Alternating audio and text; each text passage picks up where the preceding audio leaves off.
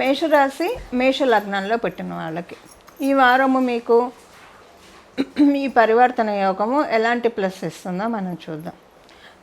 మీరు బిజినెస్లో ఉండి ఏదైనా మీకు శత్రువు బాధలతోటి కావచ్చు, కాంపిటీషన్ తోటి కావచ్చు, లేదా ఏదైనా గ్రౌండ్లో బిజినెస్ సాగకపోతూ ఉంటే ఈ వారం అది మెటీరియలైజ్ అవుతుంది. అవన్నీ కూడా జరుగుతాయి.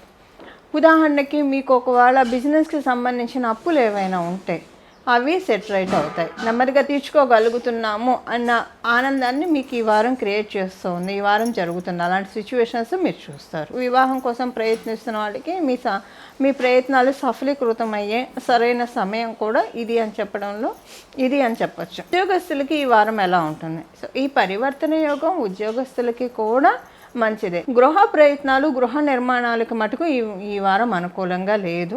ఆ గృహాన్ని అమ్మాలన్నా కొనాలన్నా ఈ రెండిటికి కూడా పూర్తిగా అనుకూలంగా లేదు. కాబట్టి ఈ ప్రయత్నాలు మీరు తాత్కాలికంగా వాయిదా వేసుకుంటే మంచిది.